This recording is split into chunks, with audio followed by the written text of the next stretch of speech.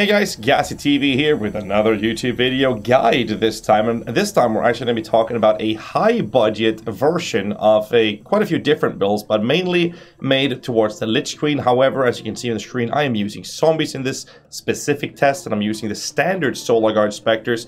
I'll be talking really briefly about the build, then I'm going to go into a Al-Hesbin, which is one of the most dangerous approaches of Guardians for this build, because I barely have any Chaos Rest, and as you can see, I'm alive because of a couple of decisions I made. It's quite squishy. But I'll be talking real brief about the build right now, and then we're going to go in and do the Citadel, and then directly do an Awakener level 8 to show you the capabilities of that. So, first off, I'm using zombies with the build instead of skeletons, as this could easily be an option to be a high-budget version of the Lich Queen build, utilizing the Solar Guards for the sake of clearing, and then having skeletons for single target. However, I wanted to see how hard I could push the Spectres, and I'll be talking about the gear and everything after I've showed you all the footages of the gameplay into the Al-Hesbin, as well as the gameplay into the Awakener level 8. I do believe and I think we're going to die at least once versus Al-Hesbin because of chaos damage and how squishy the build is in terms of that, because of a couple of design decisions I made. So I'll be talking about that after the gameplay footage to show you that first. The build is far from cheap, and it's been very enjoyable to play. We have a Jinx Juju for the sake of EHP, only one endurance charge with this approach though. Simply because we are using a ring that didn't have room for it. There was too many suffix open, not enough suffix slots open, I can't even speak. And we are using blocks through Bone Offering, but because of the decision of utilizing Victorious Charity, we are unable to use get ourselves too close to block cap. So we're not even block cap, but we have Rumi's Concoction to help us together with a Bone Offering. So both damage and clear speed could be drastically improved if you were to use that. Other than that, the build's pretty fine, and the fun thing about this build is that it offers the possibility to test any Spectre you want. We played around with some Baronite Thaumaturge, we played around with Baronite Sisters. We never tried the Baronite Preachers though, that I believe somebody on YouTube suggested the other day. So I might actually look into that before recycling this character. So the thing is, you can pretty much put any kind of Spectre into it, and that's because of the helmet that I'll be talking about later, which was very fun to craft.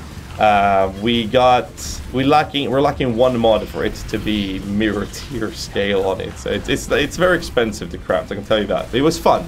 It's very, very fun to craft, and I'll also explain how I crafted it, as well as how I crafted the shield that I'm giving to my Spectres, because we're not giving them Victorious Charity, because Victorious Charity has Frenzy Charge on a hit, I believe, and Power Charge on kill, which means that you're easily getting your Frenzy Charges to your minions versus single target, but you don't get any Power Charges.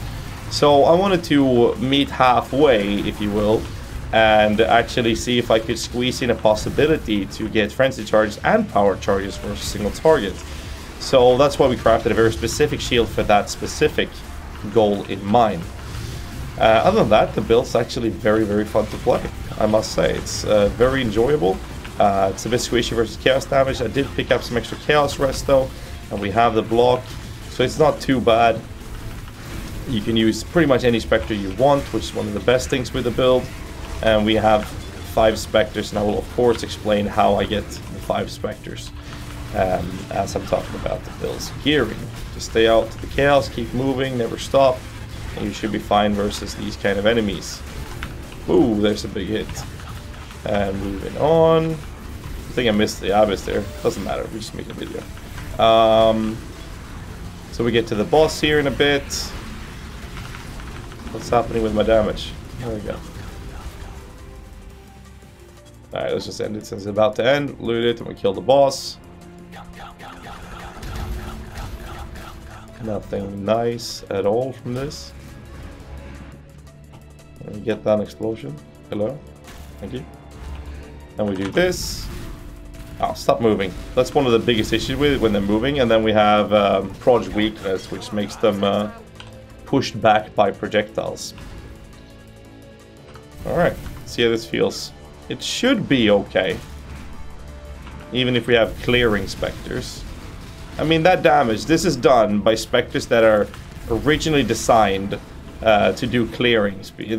They're used for clearing speed purposes. Oop, cast damage. So that's pretty okay damage. Most of it is thanks to, well, not most, but a lot of it thanks to the Bottle of Faith. However, these Spectres are designed specifically to do clearing. And with that in mind, we are using them for single target. The zombies barely do any damage because they're currently running with Elemental Army, added fire, combustion, and feeding frenzy, but that's a standard one. So they're basically just there to apply debuffs on the enemies so that my Spectres can do more damage. So if you want better single targets, that's why I suggest this build to be used for something like the Lich Queen, that are using the Spectre specifically for clearing, but have a proper single target approach of utilizing skeletons, or in this case melee skeletons, for extra burst single targets. So that would be my suggestion for that. So as we're waiting for the RP here to actually take place, I'll explain my helmet. This helmet is crafted. I didn't actually move any modifiers with the Awakener Orb, so I created a Shaper Elder helmet, and I took a projectile weakness curse if I couldn't find any other ones, so I took one of my curses to add that as an enchant. And then I used Bound Fossils to get level of minion gems, minion damage. And then I used a Frigid Fossil to get Hypothermia. The only modifier lacking from this helmet is a Conk Effect. If you hit Conk Effect, level of minion gems, minion damage, and Hypothermia, then you got a Mirror Tier helmet. Sadly, the average odds of hitting that was quite drastic. So we hit this one, which is really nice. Basically, you can get something like this on an Elder helmet with only having minion damage and concentrated effect. But since I don't have Conk Effect, I can actually utilize this type of helmet for pretty much any Spectre in the entire game. So you don't have to do a double influence, it's enough with an Elder if you want to, because the Necromancer roll is based at the item level 86 of any helmet. The Eldritch roll of minion damage is there, Shaping is Hypothermia, but Concentrated Effect is from Elder as well, so you can get this on a normal Elder base as well. So with that in mind, you can actually make a helmet like this, but with Concentrated Effect. Pretty simple by using Bound Fossils alone, and pray you get the Conk Effect, which is arguably cheaper, to be honest. Alright, stay away from that. Get in here. So the way I did it was simply with 2 fossils, had some fun crafting it, and yeah, it's pretty overkill. I think I'm gonna save my my Bottle of Faith actually to the last phase, so I have the charges for it. Other than that, it's fine. My zombies actually have a risk of dying in this content, but the Spectres should never be dying. They have max block, they have a fuckload of HP, and they're pretty fucking tanky. Plus they have a shield for block as well. So, Awakener is always very interesting fight. Very, very interactive, very fun. Jesus, that hurt. Alright, keep forgetting that the build's squishy. Right. Something that's nice with this build compared to like Impale builds is that I don't actually have to be close to the enemy, simply because of the fact that I don't use Pride Armor. So I just need to make sure that they're attacking them. And we're using a Hinder Jewel, so the enemy's attack is kind of lowered. If you really want to resummon your zombie, all you have to do is remove the bone offering and then put it back in, but you have to turn off an aura, so you have to wait for the mana regen, which is very, very slow, before I can re-enable my skitter bots. So usually I don't really bother resummoning my zombies in case they die. But other than that, it's pretty smooth. And this is in this specific version, using zombies. I don't think zombies is the optimal decision for this type of build with a higher budget. I think I would rather, and now in hindsight, use the skeletons, as I mentioned before. I think that's generally going to be a better decision. But the damage is there, and again, keep in mind that I am showcasing this build and just for the gear and how you could do it for a high budget build if you want to. It's not something I usually present for people because I focus a lot on low budget builds. But we're using specific Spectres designed to do good clearing rather than having burst single target use Spectres. And I'm not using GMP, so the clearing is half-assed of them, just to make sure that their single target is as good as I can make it. Alright, so here's the level 8 Awakener. Pop some shit up, get your EE applied.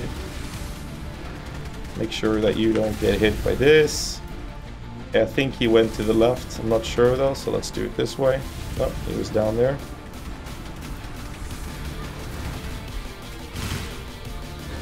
Do that. He's moving a lot, which causes obvious issues for Bottle of Faith to be utilized. So Bottle of Faith for this type of fight is kind of useless with this build, since we're not really able to generate the application of Consecrated Ground in a proper way. Do this.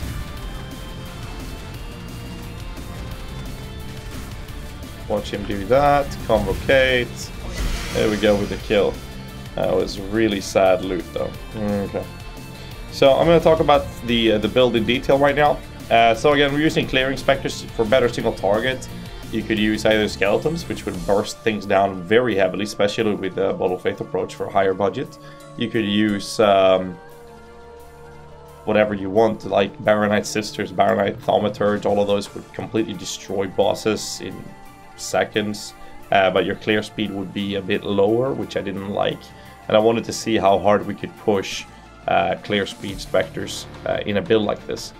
So you can make this a lot better in those senses if you'd like. So that's one thing you can do. And I'm going to talk about the build. Obviously the POB will be linked in the descriptions below. Let me just bring it up. So the POB looks like this, having pretty much shown what I have right now with curse and hit. When everything is leveled, if you're using only an awakened elemental focus, which is what I'm using, you can smack in more awakened gems if you want to. The level, once you have everything up, would be about 2.6 million Shaper DPS per Spectre times 5. This is with the clearing speed Spectres, which is absolutely insane. However, these are the numbers of actively attacking minions. Now, not all Spectres attacks all the time, so sometimes they don't always do that. So their damage is... it's a bit inflated because this is active attacking DPS, which is not really true. And this is for clearing Spectres. Just keep that in mind. These are numbers, but they're dream numbers. So just keep that in mind for all you PUB warriors out there. Also, these numbers are calculated without having Bottle of Faith included in the PUB, because the Bottle of Faith is 15x. 15x kind of pays for the rest of the build. Even if it's high budget, it's still very, very cheap to do. I am using double cluster jewels approach for this, and we have two different placements of jewels, such as Unending Hunger as well as a Fortress Covenant. So I wanted to show you the PUB real quick because I've made the decision of going Necromantic 80s. Now you don't have to do this, but you will lower your damage output, but you'll get much more tankiness if you don't do this, because you're then able to go with almost close to block cap. With Necromantic 80s, I'm only on 47 block with 36 spell blocks, so it's, you know, about the half of what you could reach if you didn't go with this one with a proper shield. So that's about it. PUB in the description below. So I'm going to show you the skill tree first that I'm running with, and then I'm going to be showing you the gear. Aegis. You know, Aegis pronounced that, whatever. Ascendancy nodes, you want to get a Nutshell Strength for the sake of level of your gems. You want to get Mistress of Sacrifice for the offering to affect you for the sake of Bone Offering. And I went with Commander Darkness. However, you can go Bone Barrier if you prefer. Crucial nodes, obviously, Elemental Equilibrium. We're taking Fortress Covenant to remove the minion taking 20% increased damage away, which are the notables. And by taking a node like this far away from your tree, makes you able to just get that 45% increased minion damage for 3 points. Other approaches are getting life nodes, life, a little bit of aura reservation is required, more life. I did spec into plus 30 dex because I needed it, and a little bit of HP mana over here. And then I just simply went for more cluster jewels. Now the cluster jewels are very simple. I'm focusing entirely on Renewal and Vicious Bite.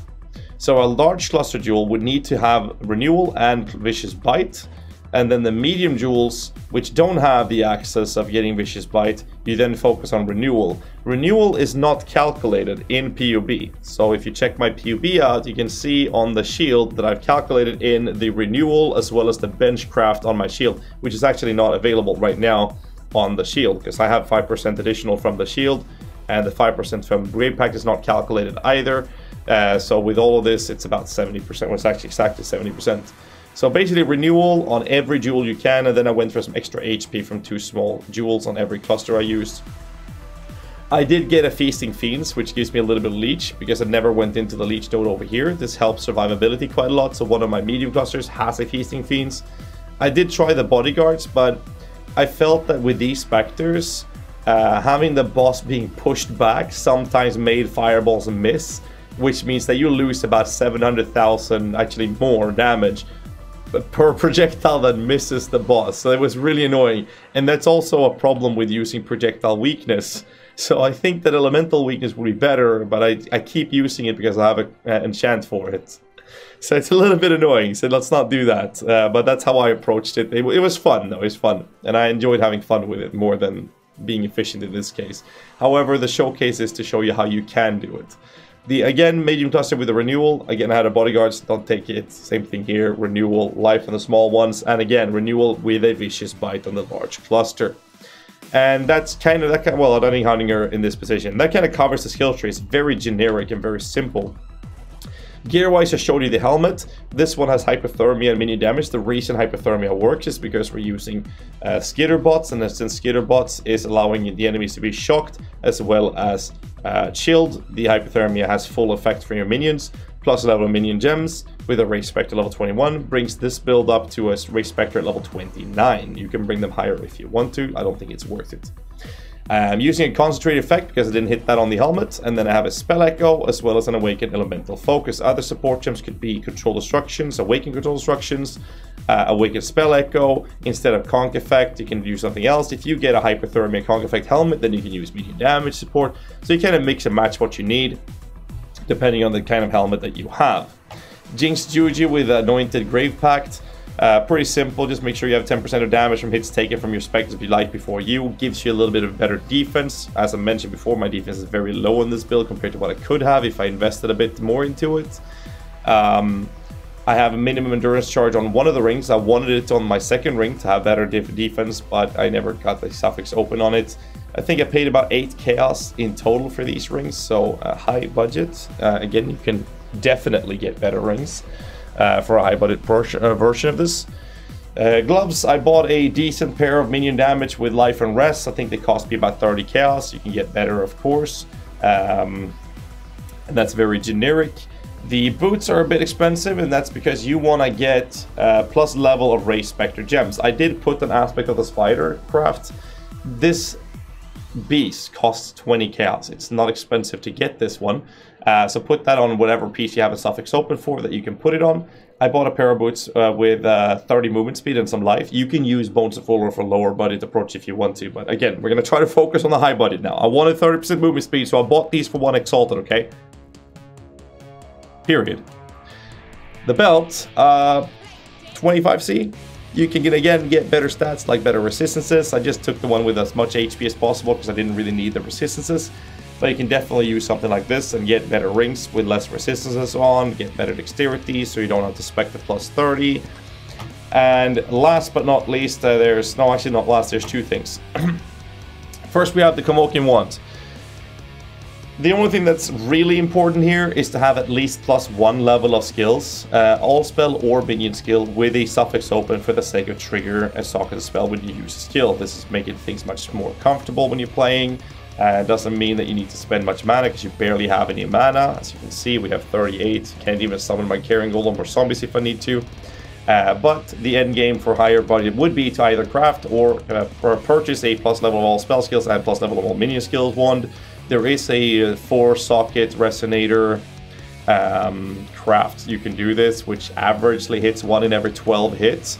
But in the current market state, it's actually somewhat more reliable for you to purchase it, because being an average means that some people are below, some people are above. I would recommend buying one at this current time rather than crafting. I tried to craft it, failed it, and eventually just said fuck it and bought one. So wasted currency. So that's how the weapon looks. And last but not least, we have the shield that we're giving our minions. Now, the craft process on the shield is pretty simple. You want to have a base shield that has as high implicit spell damage as possible. That goes up to 20. There's a couple of different shields that can reach up to 20 spell damage on the implicit value. I have, for example, a Fossilized Spirit Shield. And the only thing that's important here is having a suffix slot open for the sake of crafting chance to deal double damage, as well as giving your minions minimum frenzy charge and power charge. Now those two are tier 1 rolls. Now the way you do this is very simple.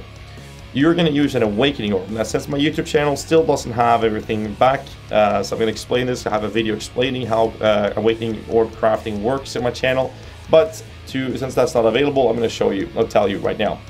You want to have two different shields, one of Redeemer and one of Crusader. The Redeemer needs to roll +2 minimum frenzy charges, and then you must make sure that there are no other modifiers on that shield that has any Redeemer influence modifier. It will say of Redemption or Redeemer, I think it's called, of something on the prefixes. As long as there's no other Redeemer modifier and it has the +2 minimum frenzy charges, that shield is done. And then you do the same thing on the Crusader enchant, or the Crusader influenced item, with either of the Crusade or Crusaders, blah blah blah. As long as you only have +2 minimum power charges as the modifier from the Crusader pool on the other shield, then you can use an Awakener orb on a shield that you don't want to keep, on the shield that you do want to keep, the base that is, and it will then have +2 minimum frenzy charges and +2 minimum power charges, and it will basically re-roll all the other modifiers as if you put a Chaos orb on it with a double influence. So in my case, I hit maximum mana, maximum life, and I crafted the double damage, and then I slammed the tier 6 energy shield on it. So that's how I crafted my shield. And that's how you give your minions power and frenzy charge. As you can see on all my minions, they always have I can't speak. Let's do that again. All my minions have 2 frenzy charges and 2 power charges at all times, because of this shield with necromantic ages. And then we have Roomies for defense and Bottle of Faith for the extra damage. Keep in mind that you have the radius on this is pretty big, so you want to make sure that you get this on top of the enemies and bosses so that they don't run out of it. And that's about it. It's a very straightforward, high-budget version of this. This would work very well with any Spectre in the game, and it would work very, very well for something like the Lich Queen. And just to recap quickly, you can skip this part to get yourself more tankiness if you want to, and that's about it. Right, I don't think I have anything else to add. PUB in the description below, a link to my Lich Queen build guide in the description below. Also some information about what happened to my YouTube channel, if you want to check that out, is in the description below the video. Hit me up in the comments below what you guys think of this build. Stay safe, keep rocking until next time, and make sure you hit that like button and subscribe for more content. Until next time, make sure you try it out if you want to. I'll see you guys later. Good night, guys.